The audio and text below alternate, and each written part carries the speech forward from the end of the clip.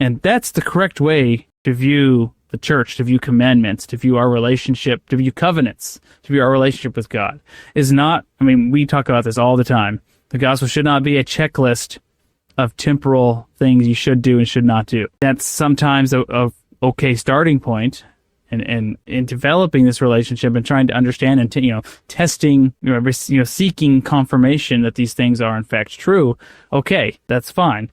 But as we grow spiritually, as we should start beginning to see that no, these are principles, these laws are spiritual truths, spiritual principles, that if we gain those correct attributes and characteristics in our being and who we are, well then the temporal consequences, effects, the way we live our life and things that we do are going to be correct and are going to be true without the need of everything being spelled out like the law of Moses.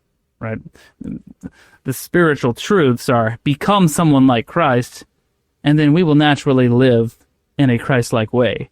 And that will be consistent with celestial law across the board, right? Because celestial law is what? Light and truth. And that kind of goes to something we consistently talk about, where the covenants we enter into at baptism and obviously in the temple is that you first enter into those covenants, they mean something to you, you live them, you execute on them, hopefully, and you learn to live them as best you can based on your understanding. But as you grow in the gospel, your understanding of those covenants grows as well. And as you understand those covenants better, well, now you try to live those covenants more perfectly. And then the blessings that accompany them are greater, are more perfect, you might say.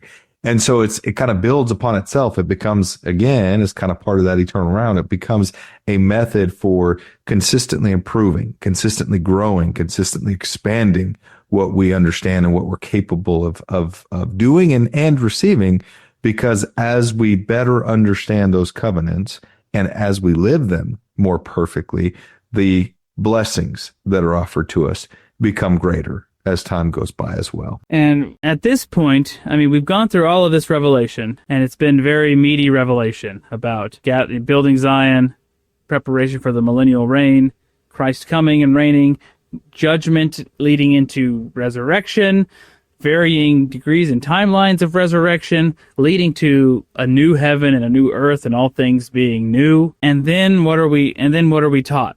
Well, and then we're taught essentially the creation narrative, right? We're like, there's an endowment of knowledge being given here and associated with this. Like this is clearly what we might call temple revelation that's being given here.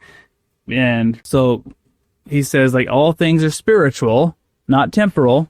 Like I think he basically says, I give you things temporally. I put them in temporal terms sometimes to help you understand, but all things are spiritual in nature. And then he goes right into Adam, the story of Adam and Eve, and then the creation of Adam and how he gave Adam agency, right?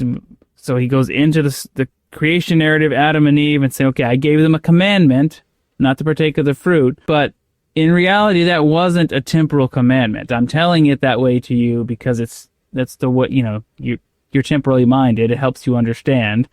But it really wasn't a temporal commandment. It was a spiritual commandment. Okay, it was based on a principle of obedience. Okay, of being true and faithful to God, or to commandments that come from God. Okay, there's a spiritual principle there. Thank you for watching. If you found this content spiritually enlightening, please like, comment, and subscribe. Like the gospel, these little things make all the difference, and it helps the algorithm push out better content for everyone to enjoy on YouTube.